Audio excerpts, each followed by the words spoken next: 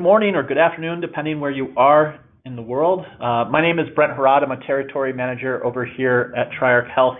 We're excited to do another Wednesday webinar with Nancy Babbitt. Today's topic is Experience is Everything. A little bit about Nancy. Nancy's a practice transformist, nationally recognized expert and speaker with far-reaching expertise in medical practice operations, governance, and technology.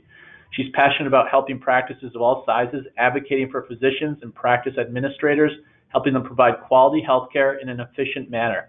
Nancy is a past chair of the Medical Group Management Association National Board of Directors and a founding member of the National American Academy of Pediatrics, Pediatric Practice Managers Association.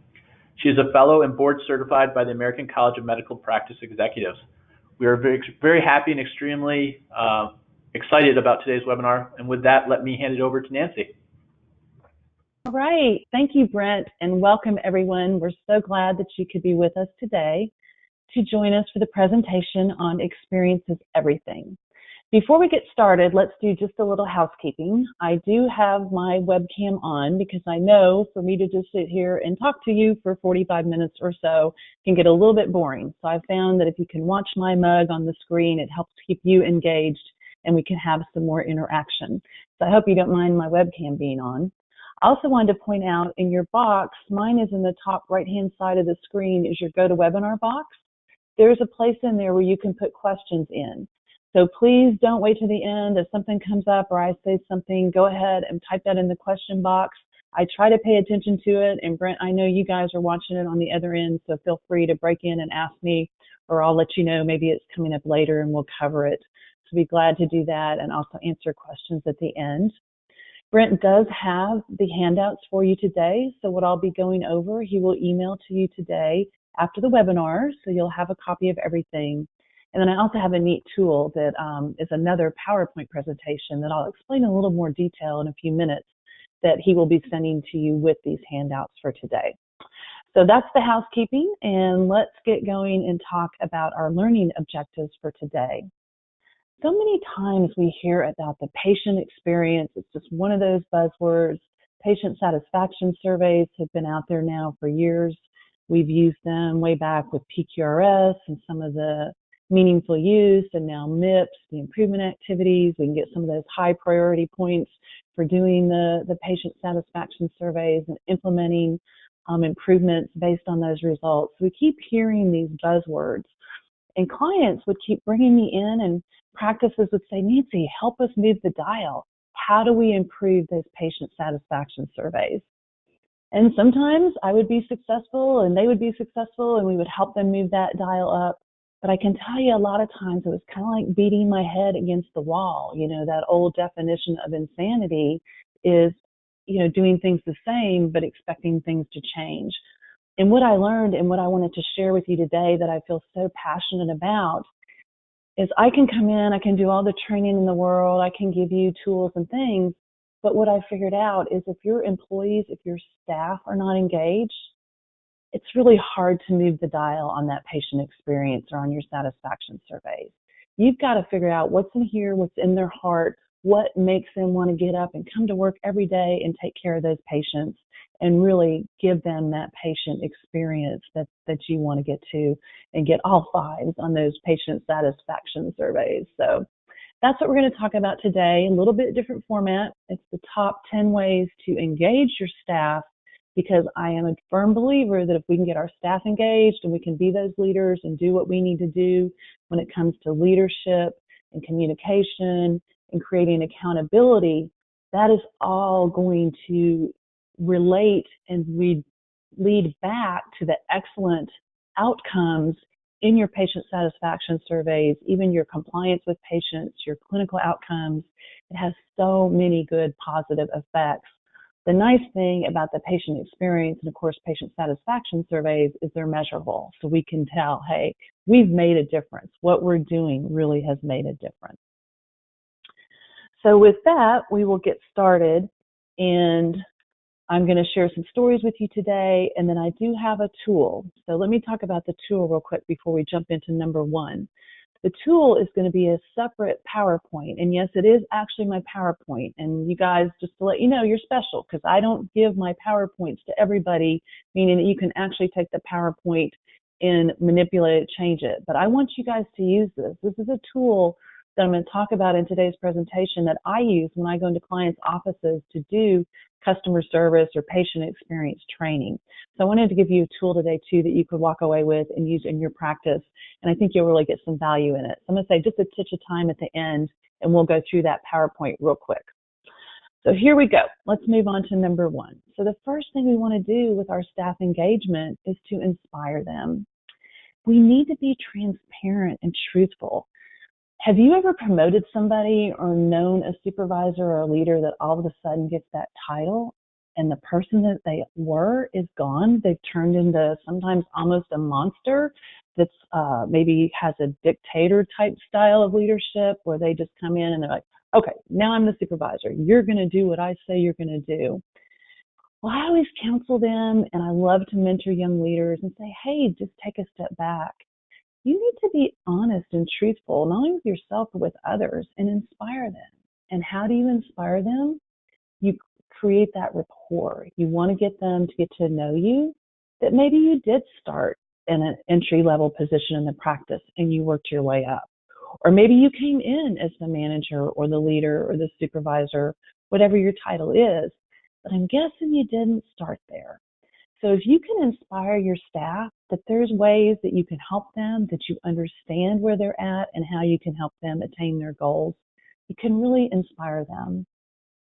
And I think transparency is so important. Sometimes a manager or a supervisor wants to keep all of the data and all the information and sometimes not share it with people. And I understand I'm not talking about sharing confidential things or numbers that you shouldn't, revenue, finance, but could we share a percentage increase in our time of service collections because we have a competition to increase the time of service? Could we be transparent just about things such as a patient satisfaction survey? I've been into practices and it seems pretty simple to me, but they're like, Nancy, how do we get our patient SAT scores up? I'm like, well, who are you sharing those with? Who has access to the portal? What are you doing? They're spending a lot of money on these surveys, but they were hoarding the information. The data was being shared monthly with the providers, but the site managers, the clinical supervisors, the frontline managers were not getting access to that data. It was kind of hoarded by the upper level. This is a large practice with like 11 locations.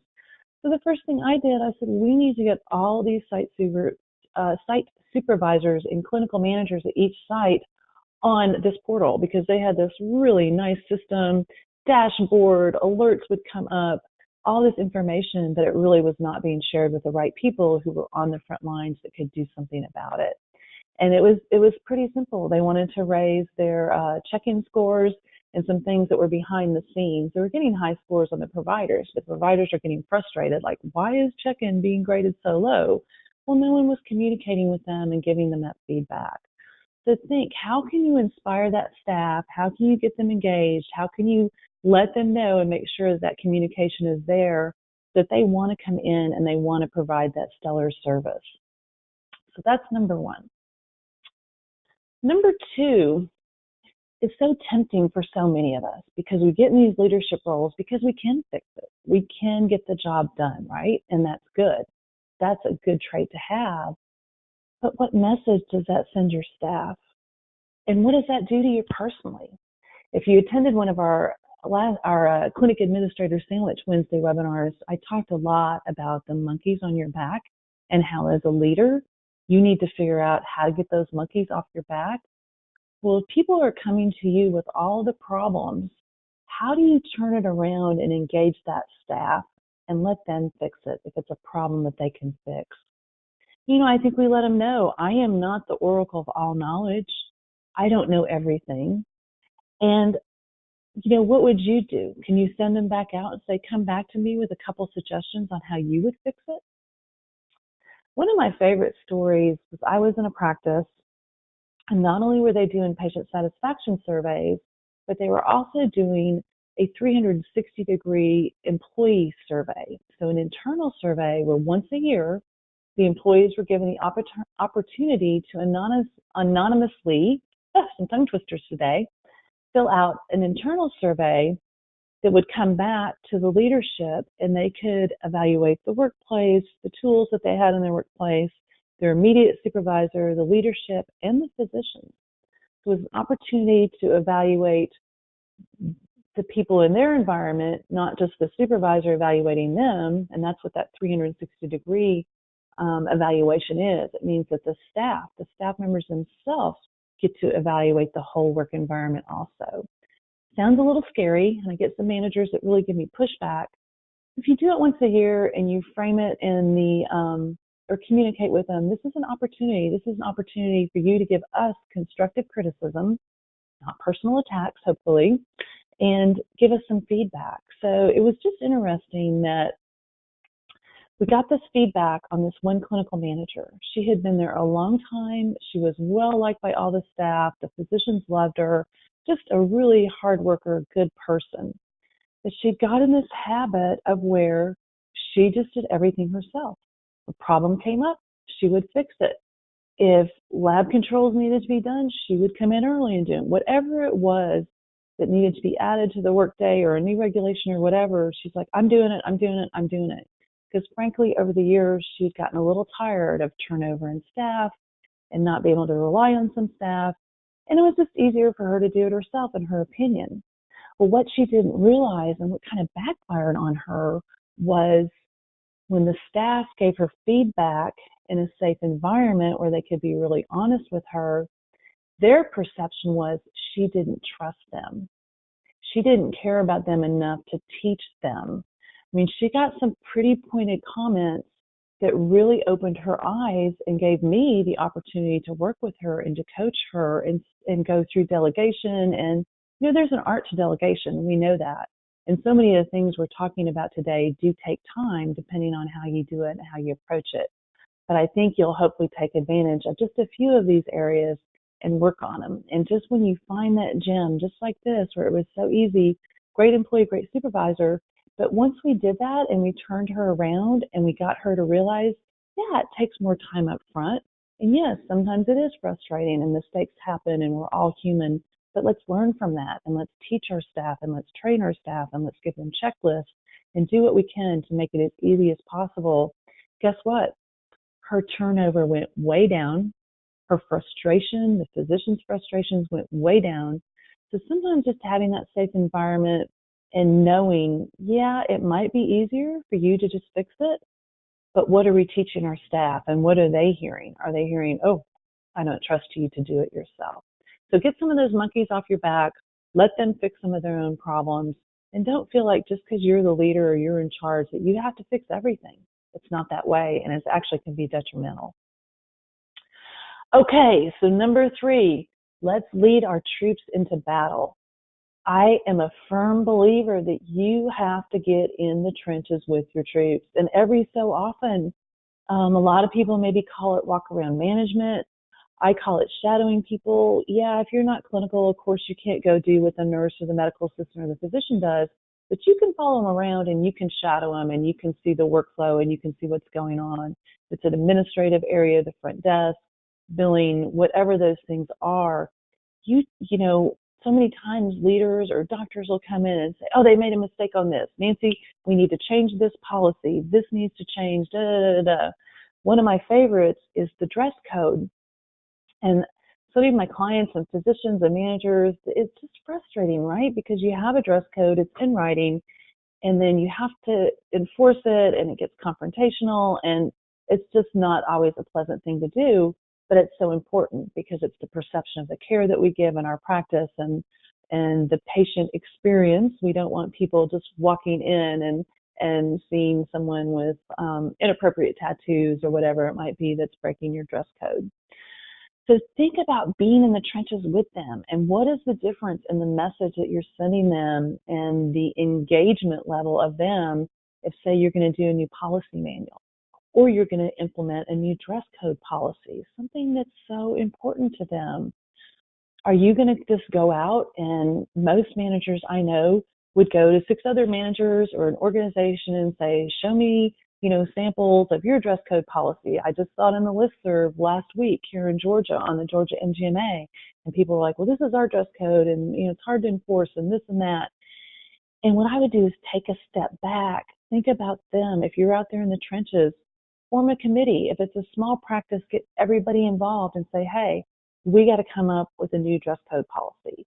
Not I or the doctors say, or you did something wrong or whatever, so now we've got this new policy. It's like, no, we are a team.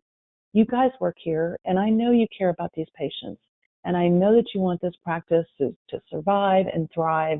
And when they walk through the door or you're calling them back into an exam room, we want to be professional and neat and have the perception of the care that we give come through in every perception that this patient has of our practice. So I want you guys to come prepared. One lunch meeting a week, 1 hour a month. We're going to take 3 months or 6, whatever it is. It doesn't have to be done overnight, but use it to be a team building activity to where, either they bring their lunch or you provide pizza or whatever it is. And guess what? They're going to take some ownership. It's not going to be you telling them, oh, you can't do this or oh, you can't wear that. It's going to be them having a discussion, and you need to be there and have influence, obviously, in this committee and make sure that it's reasonable. And you'll be surprised how people are when that monkey's kind of on their back and they have to be accountable for this policy that's going to be coming out. So you're going to have to be that mediator and build consensus. But that's what good builders do. What good leaders do is they build that team and build that consensus. So the next time you need to change a workflow or a policy or some policy that you have is not working, think about leading those troops into battle. And how do you do it? It's all about team, and it's all about getting people engaged and getting their buy-in. So when that policy comes out, they can't say, oh, Nancy and the doctors came up with that.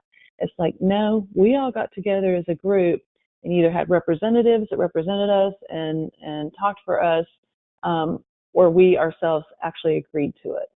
If you think about that and getting those people engaged, lead them into that battle. Don't try to just take it on and hit them on the head and tell them you have to do this, because we all know it's kind of like our kids and teenagers. It's frustrating because they don't always listen to us, do they? All righty, so moving on to number 4. This is so important, to be humble. And so many new managers, I think, miss this. It's okay to admit a mistake. I love this quote from Jack Welch. Face reality as it is, not as you want it to be. So many times when I'm coaching and mentoring leaders and talking about staff engagement, they don't understand this. They're like, oh, I'm the leader, Nancy. I can't make a mistake. I can't, oh my gosh, if my staff find out that it's like, no, you're a human being. Do you think they're really going to believe that you never make a mistake, right? Be humble. I think it's one of the most important traits of a leader if you ask your staff.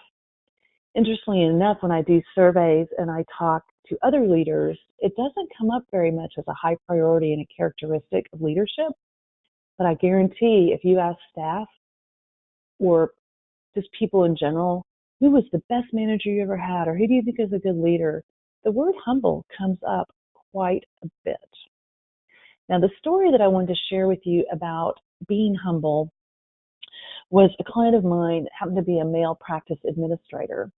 And he had done a focus group and done some marketing and realized they were losing patients to after-hours clinics and urgent care centers that were staying late, open late into the evening, and then on the weekends, primary care office. So we talked about it with the physicians. They decided they could work out the physician schedule and stay open late 4 nights a week and on Saturday mornings.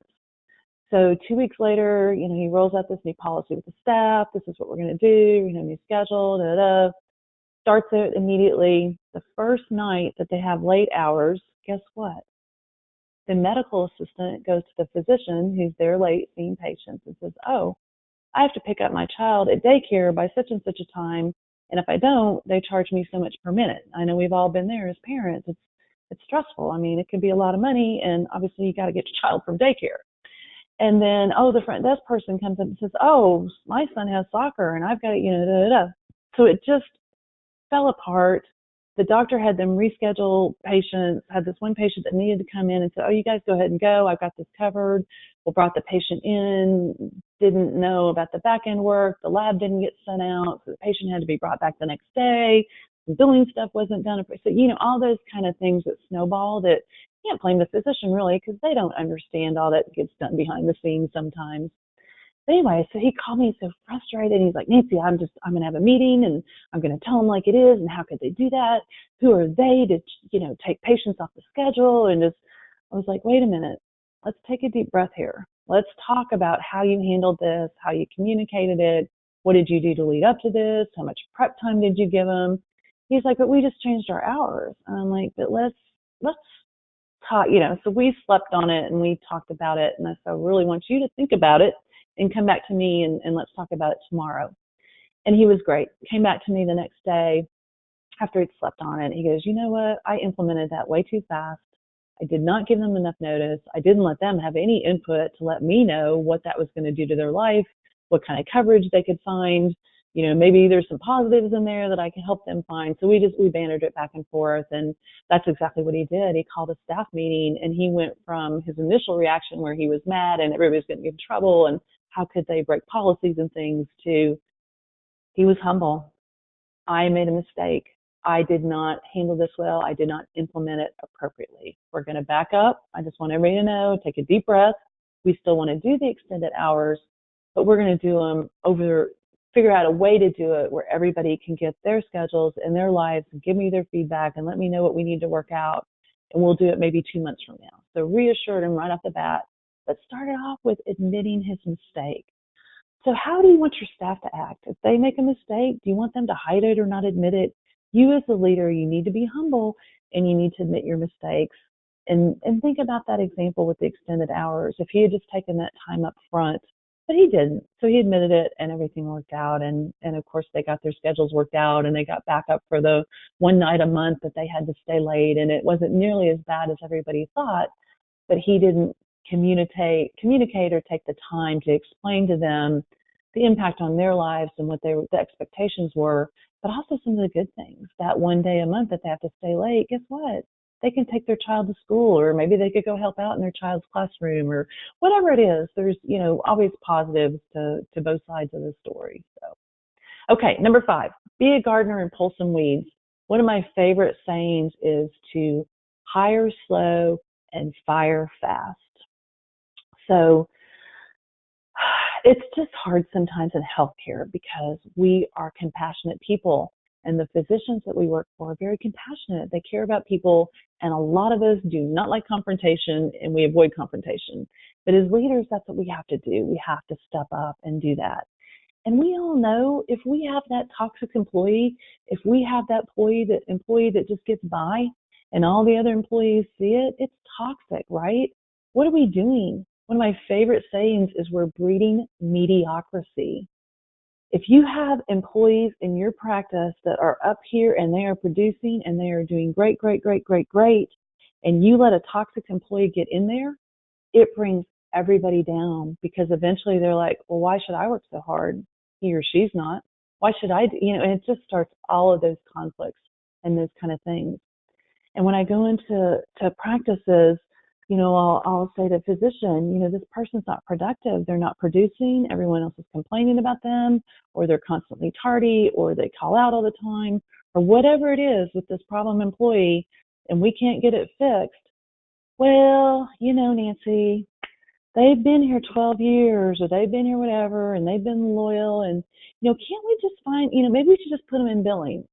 I'm like, no, we are not putting your money at risk. Well, maybe we should just have a greeter in the waiting room like Walmart. We need a Walmart greeter. So, I love physicians, but sometimes they're too soft-hearted, and it's up to us as a leader, or bring someone like me in to be the bad guy and just say, yeah, we can have a greeter in the waiting room, and this is her salary, and these are her benefits, and these are the taxes, and this contributes to that. And physicians, they get data. Give them the data. Yes, doctor, this is your practice. You can create a position if you don't want to get rid of this problem employee, but really you're just moving that problem to a different area. And then everybody else is going to probably be even a little bit more ticked off because now she's not bringing down productivity. You created a cush job for her. So what kind of things are they going to expect?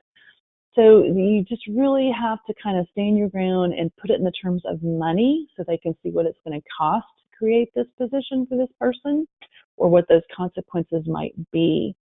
But pull those weeds, explain to them. For some reason, physicians like analogies a lot. So explain to your owners. It's like, okay, if you have a garden and you let a few weeds go, how long does it take before the weeds take over? Well, if you have a toxic employee, it's the same way. It takes over the whole team.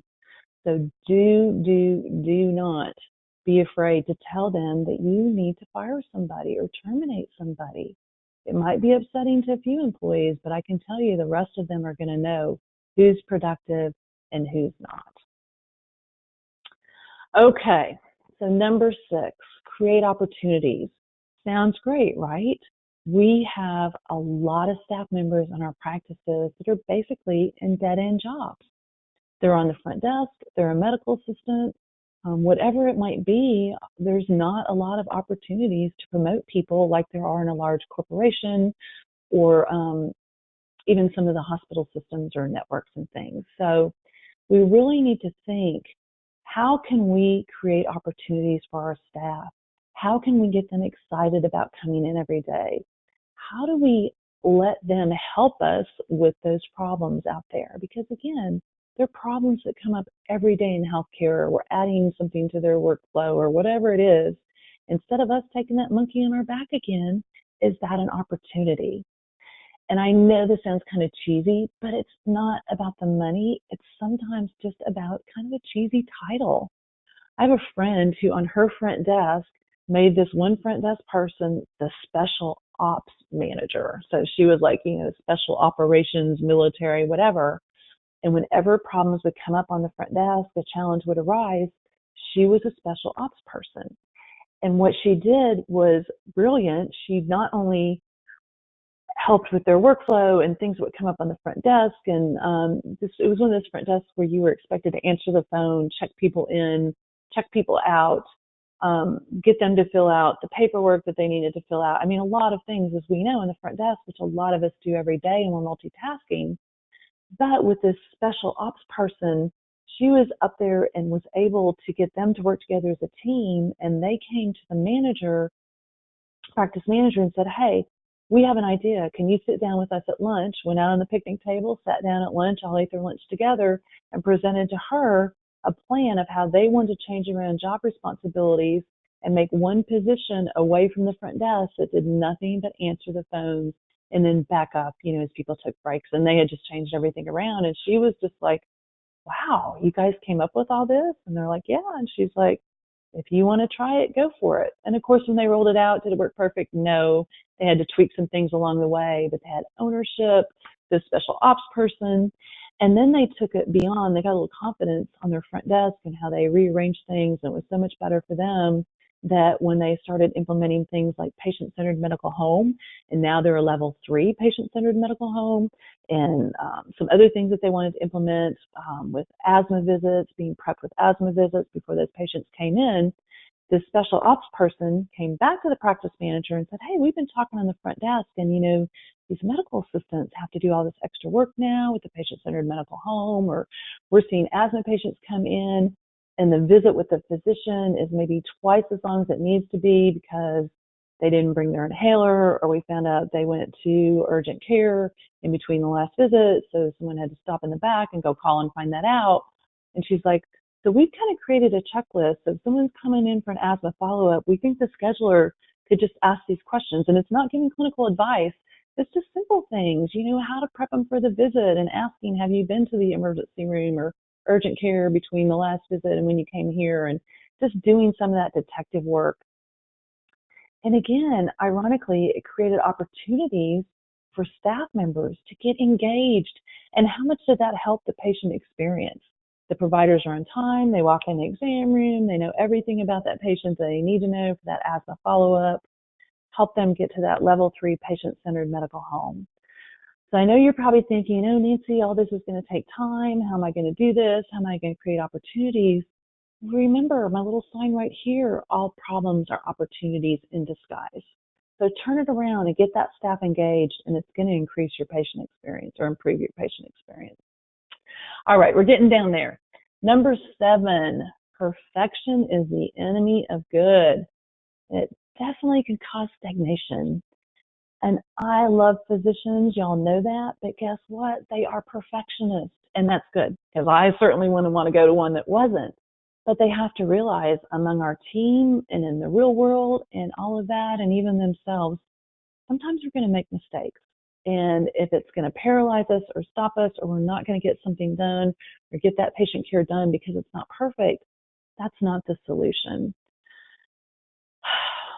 So we really have to be the communicator. Again, as the leader, you're that bridge between those perfectionists and the rest of your team. And sometimes the perfectionists are not just physicians, they're other people in the practice too. I realize that. So be that communicator.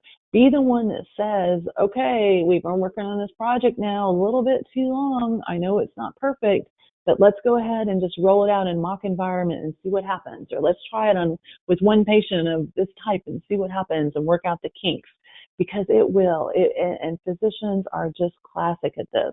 Oh, we're not ready yet, Nancy. Oh, we're not ready yet. Well, 6 months later, we've lost the momentum. We have what's called scope creep. So we're trying to do a project and all, oh, we've got to add this. Oh, we didn't think about that. Oh, well, you know what? If we can get it rolled out with 80%, then we can come back and add in that 20%. And again, your staff is going to get very frustrated if they have physicians that are always just like, well, you made this mistake and you didn't do that. It's like, we got to be that communicator. It's not perfect. We don't expect perfection. But what we do expect is to learn from our mistakes, because mistakes are an opportunity to improve. That's all we've got to do, is to learn from that. And then I know I've said this, if you guys have watched my last 2 webinars, but I'm just going to hound it home again, is scripting. And in the tool that I'm going to send with you today, I have some scripting in there for excellent customer service. But whether it's collections or clinical advice from a triage nurse, or sometimes even physicians that need a little help, a little shadowing or coaching with bedside manners, scripting and role playing is so important. So don't forget about that. We need to explain to physicians, our staff is not necessarily born with these skills. We need to invest some time and some training in them and give them the tools they need. It's never going to be perfect, but it's going to help them get up there and be pretty close to perfect. Okay, number 8. Again, one that takes our time, but the return on investment of spending time to show recognition and appreciation to your staff will pay off tenfold. And I know it's hard sometimes with physicians to get a budget or get them to approve it, because it's not what I call hard ROI numbers. Can you really put a monetary value on an employee satisfaction survey where you went from an average of 3.5 out of a scale of 5 to you did some things, and then within 6 months or a year, you went up to maybe a 4.2? That's hard numbers, but I guarantee you on the background, patient satisfaction survey will be up, employee satisfaction will be up, word of mouth will be up, more patients will be coming into practice, your staff is going to be more productive, they'll get more done, bills will go out the door, there'll be, mistakes will be less because people will care, they'll be more productive. But how do we get there? We've got to take a little time, just a little time, to do that recognition and appreciation. So some things that I like, and it doesn't just have to be about money too. So you want to have a little bit of a budget, but it really doesn't need much. I usually ask most of my practices for about $25 per employee per year. You can do a lot with that. One of my favorite things to do is what I call a brag board. So in your staff room or a staff area, you can put up a big board with little cards where staff can brag on each other, and they put it up on the board so people can see it in the break room. Another fun idea is catch me at my best. You can put little cards in the exam rooms, at your front desk, and as patients are coming in or waiting in the exam room, whatever, they can compliment a staff member, a provider, whoever, with how they caught them at their best. So many times when things go wrong, we hear about the complaints, but when people are happy, they don't always take time to help to tell us. So to put those cards out and to make it easy to where you can gather that, and then at your monthly staff meeting or weekly or however you want to do it, read those cards and say, hey, Susie got a compliment from Mrs. So-and-so, or here's a great comment about our practice and what a great job we did. And, oh, they helped explain my Medicare EOB to me. Whatever it is, that's that little pat on the back for your staff to get them excited. And, oh, by the way, they probably dread your staff meetings. I can tell you. They're like, oh my gosh, one more staff meeting? So make it fun. If they know that you're going to read out some of those catch me at my best, you can play a kudos game where you give kudos to each other. There's just so many team building fun things which for just a little bit of time, you really can get that recognition and appreciation. Don't forget your social media. You can go online and get comments that people say nice things about you on social media and share that with the staff because they don't always take time to do that or know what's being said about you. One of my favorite things to do, or a story that I did at a practice, they had asked me to help improve their time of service collections. Because again, on the front desk, it's not always comfortable if somebody has a balance to ask to pay or to set up a payment program or to make sure we get every copay. But then most front desks, I have to say, we have a pretty high success rate on copays. It seems to be more of those people that have that outstanding balance. So it was a small front desk. There were about 4 people checking patients in. And at check-in, we collect copays and address the balance, try to collect it, or at least 50%, those kind of things. And so we did some training. We didn't just roll this out and just say start. We did some training. We did some role playing. We pretended, like I was a difficult patient. Well, I didn't know I owed $100. What do you mean I have a balance? No one's ever sent me a bill, and so we would role play that, and they would get to talk back and forth and get comfortable with things like that. We created a competition, and at the end of each week, we would print out our time of service reports to see how each person did, and the person that collected the most of what was available to be collected based on a percentage, so not just dollar amount, because I wanted to make sure that we did it based on what could have been collected, not because, what are the odds someone would come in with a large balance? You just kind of make it as fair as you can. But instead of doing, like you could do a gift card or something, but what I thought was creative is we gave them extra paid time off. So that person that won for that week got an extra PTO hour added, and each week we would do it. And it was just a fun little thing, and they loved it because, of course, who doesn't want some extra PTO time, right? And it really improved our time of service collections. We had told them up front we were going to do it. I can't remember how long we did it, like 90 days or something. And then it was a habit, and then it was just, expected. And time of service collections have stayed up on those old balances. All righty. So number 9, the brain needs stimulation. We all need stimulation. And just like you guys are attending this webinar today, when's the last time you sent a staff member to an education seminar? Now, I know our clinical people have to go because they have to keep up their credit hours and those kind of things, but are you sending billing people? Are you maybe bringing people in? Bringing somebody like me to do customer service training, or you do it with a friend. If you have a friend that you go to meetings with and they manage a practice across town, trade off with them. Say, hey, Nancy gave me this PowerPoint. Will you come in and do customer service training with my staff?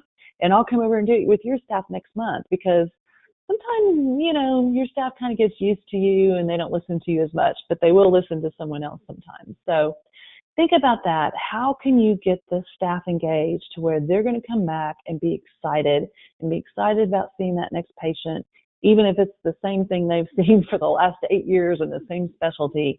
How do you get it new? How do you bring that back? So think about that internal education and external education. And so many times with physicians, they really don't understand the need for this. Now, they'll go to their seminars and things, and when I was early on in this business, they'd come back from their conference and I'd say, oh, did you have a good time? I know you went to the beach or whatever. I said, well, what'd you learn? And so many times, one of my favorite docs would always come back and say, oh, Nancy, it just mainly reinforced what I'm doing.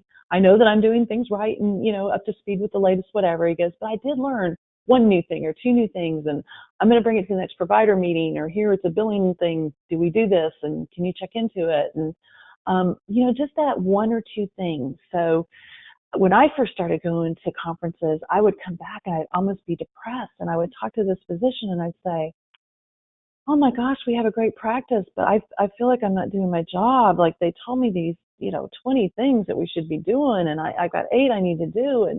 And again, this brilliant physician would say, Nancy, okay, of those 20, there's only 8 that you're not doing. We can look at them and see, do we really need to do them or prioritize them or right away or whatever. But just pick one. Just start with one. And then tell the staff, let the staff know, because guess what? When you're out of the office, you're doing these webinars, you're going to some conference, whether it's in a downtown or beach or whatever, the staff knows. And when you send them away, can you afford to send them to a resort area or things like that? No, probably not. But what you can do is set that good example and say, hey, thanks for covering for me while I was out of the office. Really stimulated my brain, reinforced that we're doing a lot of things right. But guess what? I learned this one new thing. And next month, I'm going to bring it to the meeting and we're going to talk about it as a team. And it might be something that we should look into and implement in the practice. So if you can set that good example of how you go out, you get educated, you stimulate your brain, maybe it's reading articles, maybe, you don't even have to pay for it. There's a lot of inexpensive ways that you can get education or stimulate your staff. But to get them excited and get them to bring those ideas back into the practice. And oh, by the way, if you do this and they bring ideas back, don't quench them down with saying, oh, we tried that, or I don't have time, or whatever. Use a whiteboard. You as a leader, have a whiteboard in your office, because I know these physicians and they're coming in and saying, oh, I ran into so-and-so doing rounds and we need to do this in the practice. So have up on your whiteboard, what are your goals? What are the agreed upon things that you've agreed with your board of directors, or the owners or the physicians of the practice? These are my 3 things that I've got to do in this month or next month or the next 6 months or this year, whatever your goals and priorities are. And then have a parking lot. And on the parking lot side is where, when these people come back from seminars that you go to, or physicians walk in with, whoever walks in with an idea into your office, instead of acting too busy to listen or whatever, get them trained to write it up on your parking lot. And then at the next meeting, you bring it up and you say, okay, we've had these ideas. Let's talk about them. Someone else might bring them because you've tried it before, but what could we do different to maybe try it again and make it work this time? Or is it worth trying now? Or all of those things. But it just reinforces to them that their brain stimulation, their education, their contribution to this practice is important and they matter. And that's going to help them see that correlation to that patient experience and make them want to make it the best experience they can for the patient, because they went out and learned something new and you listened to them and you implemented it in the practice. Or maybe you did it for another staff member, or you have that culture of listening and implementing and getting them engaged as a team. So the culture word, finally, we're going into number 10. Culture affects environment. So the first 9 things that we talked about all are huge contributors to your culture. And again, a lot of leaders and physicians, culture just kind of goes right over their head. They think, oh, we got to have policies, we got to run it like kind of the military sometimes, and da-da-da. But think about how we started this webinar. We want to engage our staff. We want staff that wants to get up every morning and come in and take care of these patients and work beside us and work with us, not feel like they're just coming in and following a bunch of policies and, kind of stuck in the middle with they have to do this, this, and this, and they have to collect money and do all these routine things. How can we get them excited and inspired and wanting to come in and wanting them to have these patients to have a great patient experience? So culture is hard to change. We could spend a whole nother hour talking about culture, but I just want you to realize culture are those small little things, those building blocks that we do every day. How we walk in, do we have a smile on our face? What's our leadership style? Are we creating opportunities? Just all of those things. If you can think about these 10 things that we've gone through today, well, actually 9 up to number 10, it will affect your culture, which will affect that environment, which will affect the patients and make it a nice patient experience. You're not going to have old Grumpy on the front desk barking orders out at patients to bring up their insurance card or whatever it is. So please take the time to explain to the owners, your physicians, whoever's in charge of the practice, how important staff engagement is. Because let's face it, a lot of the managed care contracts that we're signing nowadays with our fee schedules, we're putting money at risk on patient satisfaction surveys. If you're not doing your own patient satisfaction surveys, I guarantee you Cigna and Aetna and United are doing them on your patients, and they're probably giving you that feedback, right, in the background.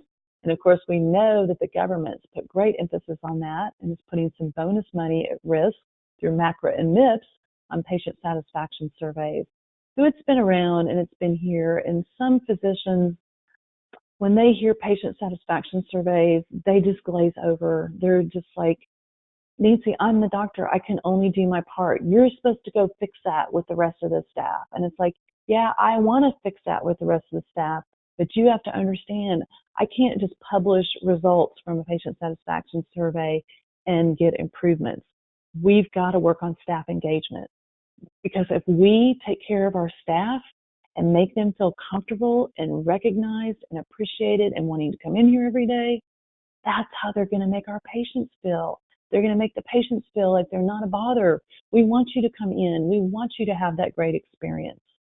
So those are the buzzwords of the day: patient experience, patient satisfaction, culture. How do you get that environment? So I hope I've tweaked your brain just a little bit, and I know we're down to about 10 minutes left. I don't see any questions yet, so I'm going to flip over to this other PowerPoint, the tool that I'm going to give you guys. And as I mentioned, this will actually be this PowerPoint. So you can come in here, you could put your practice name, your logo, you're presented by, if you're doing it, or a friend of yours, whoever, change the title, however you want to do it. This is yours to play with and create.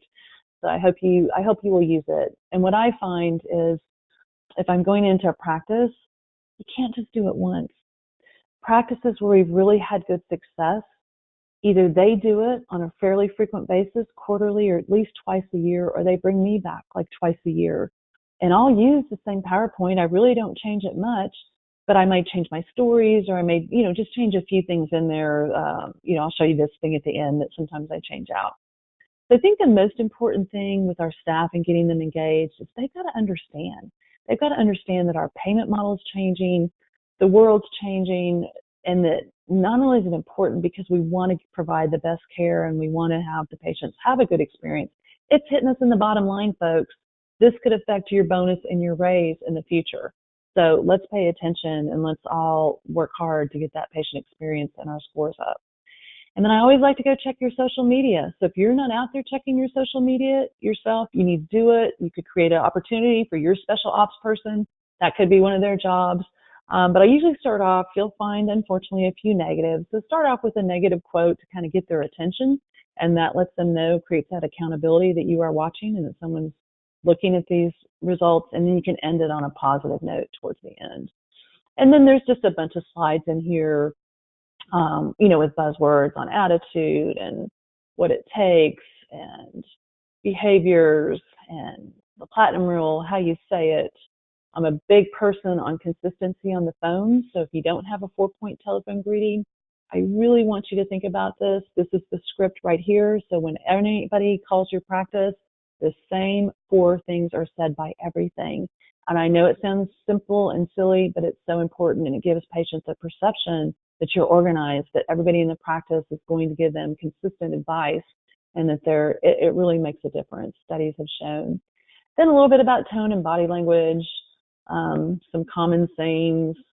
One of my favorite things to harp on people about, or one of my pet peeves, is for people that say no problem, because that implies that they are a problem. So we want to train them to say you're welcome, or if you go to Chick-fil-A, they say my pleasure, the Ritz-Carlton, those kind of things.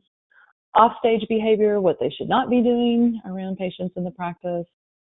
And then I think it's so important when we talk about patient experience and reality, we're all going to make mistakes. At some point, our practice is going to mess something up. We need to train our staff in service recovery.